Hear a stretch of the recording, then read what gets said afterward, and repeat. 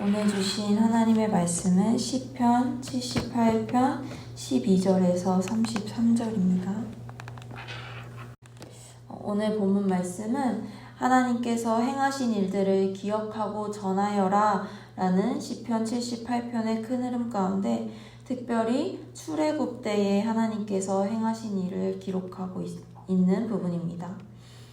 오늘 본문을 통해 함께 출애굽 때에 하나님께서 이스라엘 백성들을 향해 하신 일들을 쭉 살펴볼 텐데, 하나님께서는 자비를 베푸시는데 백성들은 계속 죄를 짓고, 또 하나님께서는 자비를 베푸시는데 백성들은 또다시 죄를 짓는 이런 자비와 죄가 번갈아 나오는 흐름을 따라가면서 보시기를 바랍니다. 먼저 12절에서 16절은 이스라엘 백성들을 향해 하나님께서 하신 일들을 구체적으로 한 절씩 말씀하고 있습니다. 출애굽 당시 하나님께서 여러 기적을 일으키셨죠.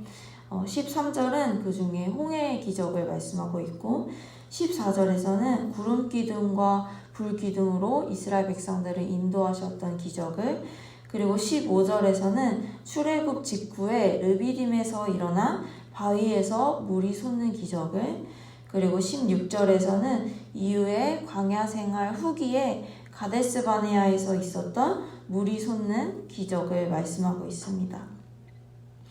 이렇게 하나님께서는 여러 가지 기적을 통하여 이스라엘 백성들을 인도하시는 자비를 베푸셨던 것입니다.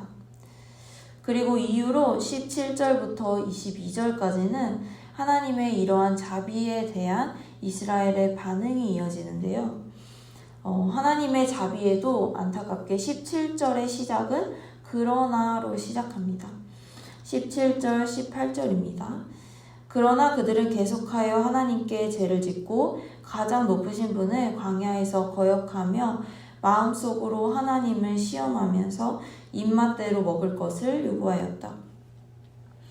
앞서 하나님의 놀라운 기적을 보고도 그들은 이제 먹을 음식이 없음에 대해 불평하며 하나님을 시험하기 시작합니다. 하나님의 자비에도 그러나 그들은 여전히 죄를 향해 달려가고 있는 것입니다. 그래서 21절에서 하나님께서는 그들의 죄에 대하여 진노하십니다. 그런데 그 이후에 바로 이어지는 말씀이 더 놀랍습니다. 하나님의 진노 바로 이후의 말씀이 23절인데 그 시작은 그런데도 라고 시작합니다. 백성들이 하나님을 믿지 않고 구원을 신뢰하지 않았는데, 그런데도 하나님은 이제 그들이 불평하며 요구했던 음식을 주시기를 시작하십니다. 하늘에서 만나를 내리시고 고기를 보내주시는 것을 통해 하나님의 자비를 보여주시는데, 하나님의 자비가 얼마나 큰지 만나는 하늘에서 비가 내리듯이 풍족할 만큼 주셨고, 고기는 먼지처럼, 새는 바다의 모래처럼 쏟아주셨다고 합니다. 그래서 백성들은 이제 그들이 원했던 밥과 고기를 그들이 원하는 만큼 배부르게 먹을 수 있는 하나님의 자비를 또다시 입게 되었습니다. 그렇다면 이제는 정말 그들이 하나님께 이 자비를 고백하며 감사해야 하지 않을까요? 그런데 우리 모두가 알고 있듯이 이스라엘 백성들은 그렇지 않죠. 30절도 역시 그러나로 시작합니다.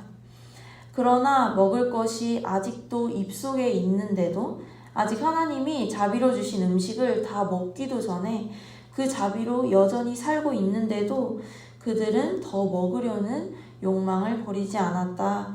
그들은 또 감사는커녕 자기의 입맛대로 욕망대로 살아갔다, 이렇게 말씀하고 있습니다.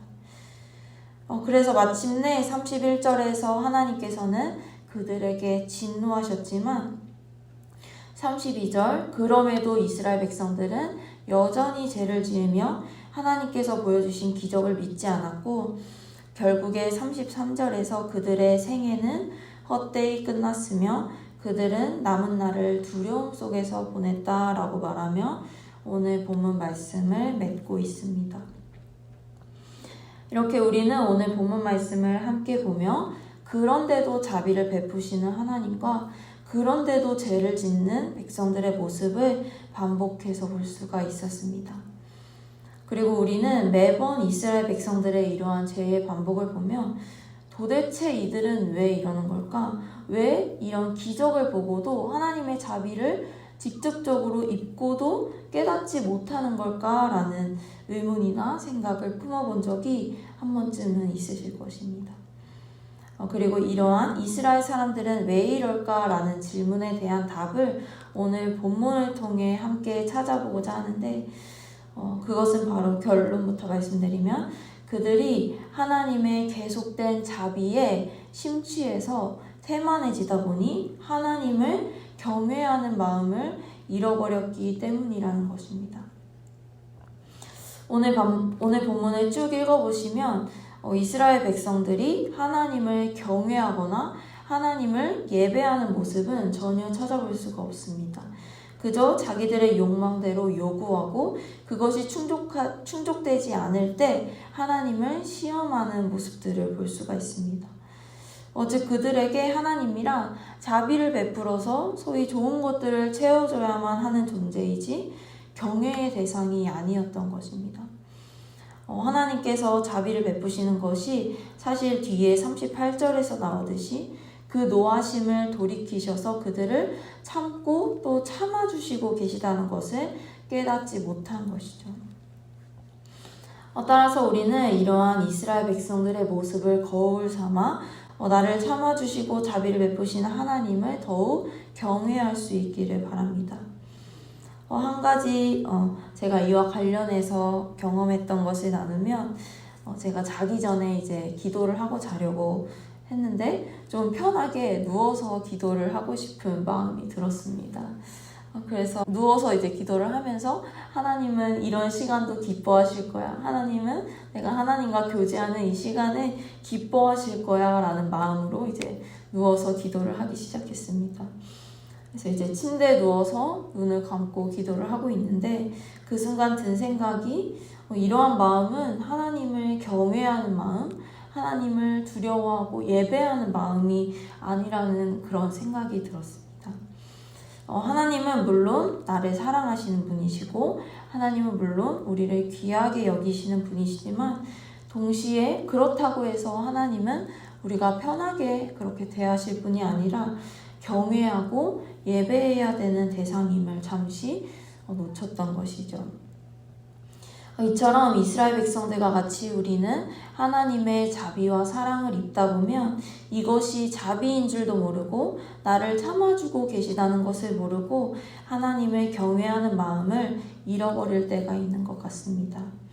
하지만 이 시간 오늘 말씀에 나타난 하나님의 자비를 묵상하며 우리 고향제일교회 성도 여러분들과 저는 하나님의 자비로 태만하여지고 교만하여지는 것이 아니라 자비를 통해 하나님을 더욱 경외할 줄 아는 귀한 삶이 되기를 간절히 바랍니다. 이스라엘의 마지막은 자비의 심취에 하나님을 경외하지 않으므로 그들의 인생의 끝이 헛됨과 두려움 속에 있었다고 33절은 말씀합니다. 따라서 우리는 하나님의 자비에 감사하며 하나님을 경외하는 삶을 통해 헛된 삶이 아니라 가치 있는 삶, 두려운 삶이 아니라 평안한 삶이라는 하나님께서 주시는 그 축복을 마음껏 누리시기를 기도합니다.